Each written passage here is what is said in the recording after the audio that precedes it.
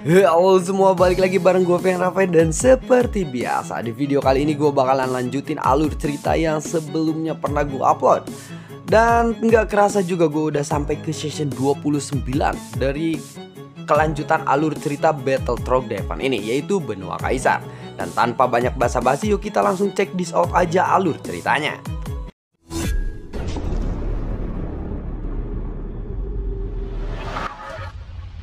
Di episode sebelumnya, setelah kemunculan Zhuhao atau kedua klon Zhuhao ini di hutan belantara abadi, di sana sudah ada 701 yang mencoba untuk menembus pertahanan atau perisai yang melindungi hutan belantara abadi ini. Zhuhao berkata kepada 701, "Apakah kamu tahu siapa yang akan kita hadapi sekarang? Karena selain permaisuri, seharusnya tidak ada lagi yang harus kita takuti di alam soalnya ini, bukan?" "Apakah kamu tahu? Memang dialah yang akan kita hadapi sekarang," jawab dari Zhuhao. "Kamu bilang kita akan menghadapi permaisuri. Bukankah dia sudah lama mati dan orang-orang dari dunia Taisu telah mengetahui hal itu? Apakah kamu mengenal siapa permaisuri? Bahkan jika dia sudah mati sekalipun, sisa kekuatannya saja masih bisa menghancurkan orang-orang dari dunia Taisu. Aku tidak ingin terus berbicara omong kosong denganmu. Cepatlah panggil bala bantuan dari dunia Taisu sekarang," ucap dari Zhuhao kepada 701 ini. Setelah klon Zhuhao ini melambaikan lengannya, lalu sebuah cahaya melonjak dari formasi awan sitrus yang dia gunakan. Dan hal ini membuat semua orang dari dunia Taisu merasa kaget. Namun ketika pancaran cahaya itu menembus udara, cahaya itu tidak diarahkan ke arah Taisu Senju, namun menuju hutan belantara abadi. Buar, tiba-tiba cahaya itu membordar-bandir perisai yang tidak kasat mata di hutan belantara abadi. Kekuatan pelindung yang kuat itu pun langsung meledak. "Seharusnya kita bekerja sama untuk bisa menghancurkan perisai itu dalam satu gerakan," ucap dari Zhuhao sambil menoleh ke arah 701. "Tunggu sebentar lagi," jawab dari si 701. Sebenarnya formasi awan sitrus ini tidak mengeluarkan kekuatan yang sebenarnya. Faktanya, formasi ini memang memiliki kemampuan untuk bisa mendobrak perisai hutan belantara abadi. Tetapi alasan mengapa Zhuhao tidak melakukannya kali ini, karena dia sepertinya ingin orang-orang dari dunia Taisu ini ikut berpartisipasi. Dan lalu 3 berkas cahaya yang mengandung kekuatan yang sangat kuat pun menembak secara bersamaan menuju ke pintu masuk hutan belantara abadi. 1 sinar dari formasi awan sitrus, 2 sinar laginya adalah dari 2 Taisu Senju yang ada di sana. Dengan kekuatan seperti itu, ketiga cahaya ini pun bisa menembus ke dalam hutan belantara abadi. Dan pada saat yang sama, ketiga berkas cahaya itu pun langsung menghilangkan pertahanan dari hutan belantara abadi. 701 pun segera mengangkat jarinya dan langsung terlihat bahwa tubuh Taisu Senju ada benda-benda yang tampak seperti sisik tiba-tiba muncul. Dan ratusan diantaranya terbang langsung menuju hutan belantara abadi. Ketika Zhuhao melihat ini, dia tidak menghentikannya, tetapi menyaksikan ratusan benda itu menyapu menuju hutan belantara abadi. Benda ini disebut dengan Taisu Egg Claw. Begitu Taisu Egg Claw ini mendekati hutan belantara abadi, mereka semua terhenti tiba-tiba. Lalu mulailah bergetar hebat dan terbang tidak terkendali. Akhirnya benda itu pun bertabrakan satu sama lainnya dan seketika meledak. Ini seperti drone yang kecil yang untuk mengamati situasi di lingkungan itu. Pemandangan ini tentu saja mengejutkan 701. Meskipun mereka tahu tentang hutan belantara abadi ini, mereka tidak pernah menjelajahinya dan tidak menyangka bahwa tempat seperti ini memang begitu aneh. Sulit dipercaya, bahkan Taisu Egg Claw ini tidak bisa mendekati tempat itu. Tempat ini benar-benar aneh, ucap dari si 701. Saat Zhuhao melihat adegan ini, dia mencoba mencibir dengan sangat sinis. Saat ini dia merasa orang-orang dari dunia Taisu memang tidak sehebat apa yang dikatakan atau rumor dari yang dia dapatkan. Setelah menerobos perisai hutan belantara abadi, Zhu Hao tidak segera mengangkat atau berangkat untuk memasuki hutan belantara abadi tersebut. Karena pada saat ini ada sosok-sosok yang datang dari segala arah dan kemudian bergabung ke dalam barisan ratusan ribu pasukan istana Dewa Berburu. Tampaknya ini adalah orang-orang kuat dari istana Dewa Berburu di seluruh alam Suanyin. Setelah menerima perintah atau pesan dari istana Dewa Berburu, mereka langsung bergegas secepat mungkin untuk menuju ke hutan belantara abadi ini. Tentu saja, alasan mengapa Zhu Hao tidak segera bertindak adalah karena ia masih menunggu kedatangan orang-orang kuat dari dunia Taisu yang telah bergabung dengan istana Dewa Berburu. Karena dalam pertempuran kali ini, bahkan Zhu Hao sekalipun tidak memiliki keyakinan yang mutlak untuk bisa bersaing dengan sang permaisuri, meskipun dia membawa banyak sekali pasukan. Oleh karena itu, Zhu Hao harus melibatkan banyak petarung dari dunia Taisu di dalam pertempuran ini, termasuk dengan orang-orang kuat dari istana Dewa Berburu. Melihat istana Dewa Berburu yang masih tidak bergerak, 701 segera memerintahkan anak buahnya untuk memastikan bahwa dunia Taisu telah mengirimkan bala bantuan tambahannya kali ini. Dan kini, menunggu bala bantuan dari dunia Taisu untuk tiba, itu sama saja membuang waktu. Namun, pada saat menunggu, tiba-tiba banyak sekali seberkas cahaya yang melesat dari hutan belantara abadi. Bus, bus, bus, bus, bus. Dadiduk, buar. Baik istana Dewa Berburu maupun orang-orang dari dunia Taisu menyangka bahwa orang-orang dari hutan belantara abadi ini akan mengambil inisiatif untuk menyerang mereka. Mereka melihat seberkas cahaya yang menghantam tubuh besar Taisu Senju. Ya, permaisuri tetaplah seorang permaisuri dan dia bisa mengendalikan seluruh hutan belantara abadi ini. Jika dia tidak sesegera mungkin dihabisi, dia pasti akan menghancurkan seluruh pasukan istana Dewa Berburu dan juga pasukan dari dunia Taisu ini. 701 yang berada di sisi lain dari Taisu Senju terkejut oleh serangan-serangan yang mendadak ini. Sekarang dia tidak lagi meragukan ucapan dari Zhu Hao. Sedikit info bahwa serangan-serangan dari sosok-sosok yang melesat dari hutan belantara abadi ini adalah keinginan dari hutan belantara abadi ini. Dan ini bisa dianggap peraturan atau larangan yang berada di hutan belantara abadi ini. Mereka semua mencoba untuk menyerang Taisu Senju dan juga orang-orang dari istana Dewa Berburu. Benarkah permaisuri yang dirumorkan telah mati masih hidup? Kalau begitu, aku akan segera masuk saja untuk memastikannya. Setelah mendengar kata-kata dari 701 ini, beberapa orang yang berdiri di belakang 701 ini lalu menghela nafas. Namun, dalam menghadapi kekuatan absolut dari permaisuri, sepertinya ada dua Taisu Senju yang berada di sini sebelumnya, tetapi tidak ada jaminan bahwa mereka akan bisa mengalahkan sang permaisuri atau melarikan diri dari tempat ini. Sekarang mereka baru saja memahami mengapa 817 orang yang membawa Taisu Senju sebelumnya benar-benar bisa dikalahkan. Pertarungan di hutan belantara abadi ini mungkin adalah merupakan pertarungan terberat yang pernah mereka rasakan sejak dunia Taisu datang ke alam Suanyin. Namun, serangan dari hutan belantara abadi seperti ini yang mungkin bagi mereka tidaklah bisa berhenti sampai di situ saja, atau kekuatannya tidak hanya ini saja. Setelah hujan pancaran cahaya yang menyapu ke arah mereka, ada juga kabut hitam yang sangat besar dari hutan belantara abadi ini lalu muncul. Kabut hitam ini seperti awan petir yang panjangnya mencapai 10.000 kaki. Dan ini tepat berada di atas langit yang luas di hutan belantara abadi ini. Pasukan Taisu dan juga pasukan Zhu Hao sama-sama mengkerutkan keningnya ketika mereka melihat ada awan yang gelap yang dikelilingi oleh kabut. Tampaknya hutan belantara abadi ini juga berencana untuk melancarkan serangan terhadap mereka. Pada saat kabut hitam ini mengembun, di saat berikutnya mereka melihat bayangan hitam yang tidak terhitung jumlahnya keluar dari kabut hitam itu. Dan kemudian masing-masing dari bayangan ini bergegas menuju pasukan dunia Taisu dan juga pasukan istana Dewa Berburu. Bayangan hitam di seluruh langit ini bergegas keluar dari kabut hitam itu. Dan jumlahnya sangatlah banyak, mungkin mencapai jutaan.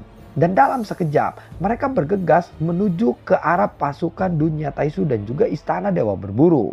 Saat ini pasukan dunia Taisu dan juga istana Dewa Berburu bisa merasakan fluktuasi yang berasal dari kabut hitam tersebut. Dan semuanya memang mengandung kekuatan immortality. Bayangan-bayangan hitam ini memegang senjatanya masing-masing. Meskipun wajah dari bayangan hitam ini tidak terlihat jelas, tetapi tatapan mereka memang mengandung niat membunuh yang sangat kuat. Menghadapi serangan seperti ini, pasukan dari istana Dewa Berburu tidak lagi bergeming. Karena jumlah pasukan yang mencapai ratusan ribu, dan itu bukanlah jumlah pasukan yang sedikit. Sekelompok tentara itu bergegas keluar untuk bertarung dengan bayangan hitam. Dan teriakan pertempuran pun segera terdengar. Ini bukan pertempuran biasa karena situasi saat ini telah berubah menjadi medan perang skala besar.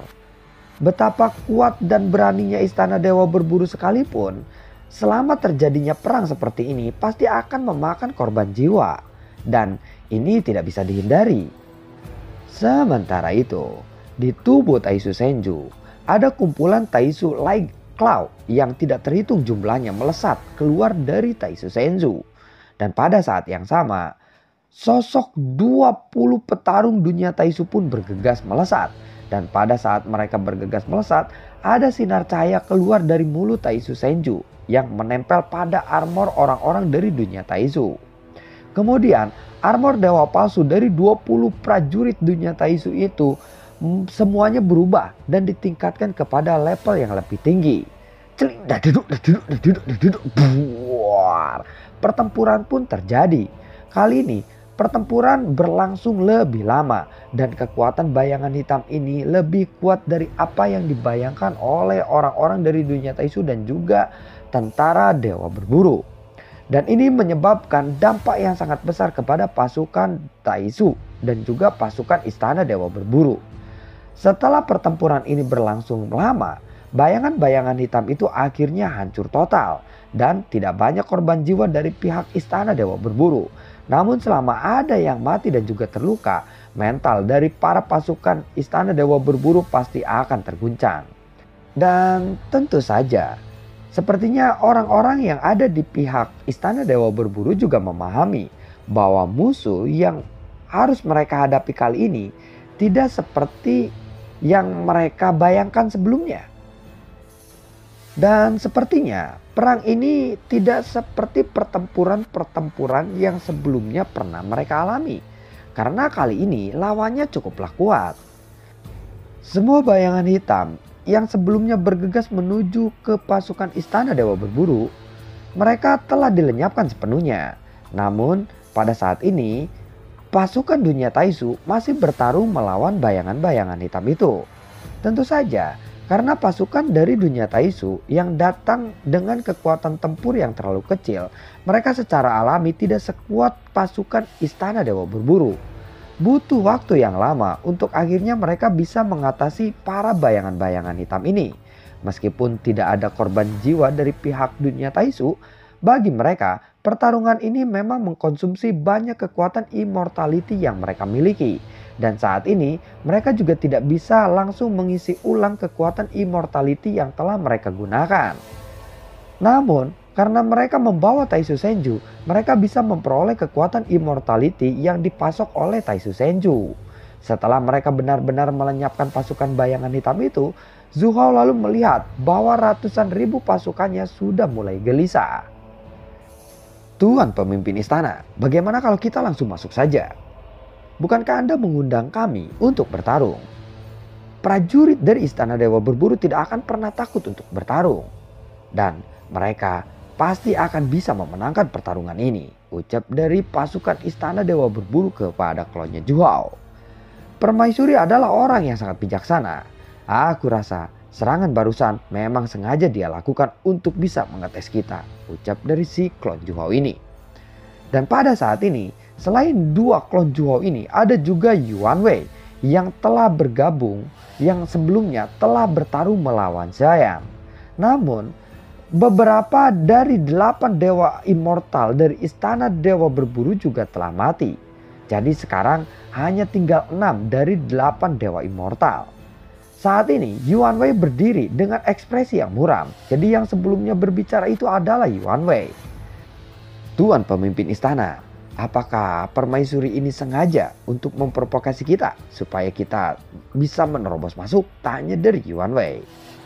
Yang menyerang kita barusan adalah sisa jiwa dari petarung-petarung immortality yang telah mati di hutan belantara abadi ini. Aku rasa permaisuri melakukan itu hanya untuk menunda waktu saja, jawab dari Zhu Hao. Tuan pemimpin istana, bisakah kita mengirim tim untuk menyelidikinya? Tanya dari Yuan Wei lagi. Hal itu sepertinya tidak akan bisa dilakukan di tempat seperti ini. Jika kita mengirim seseorang untuk menyelidikinya, dia tidak akan lepas dari pengamatan sang permaisuri, dan itu hanya akan menyebabkan kematian belaka. Jawab dari si Weiya yang berdiri di sebelah Yuan Wei. Weiya adalah sosok wanita yang montok yang memakai armor berwarna merah. Ketika dia berbicara, Yuan Wei ini menatap dengan sedikit rasa hormat. Jadi dia tidak berani untuk membantah Weiya. Adapun yang dikatakan oleh Weiya ini benar. Kita sedang menghadapi orang terkuat di alam Suanyin. Keputusan apapun yang kita ambil sekarang pasti sudah bisa ditebak oleh sang permaisuri. Jadi menurutku kita juga tidak boleh bertindak gegabah, ucap dari si Dusang. Dusang ini mungkin adalah salah satu dari 8 dewa istana dewa berburu. Mendengar itu Yuan Wei pun langsung berkata, "Saudara Dusang, apakah ada cara lain untuk memecahkan situasi kali ini?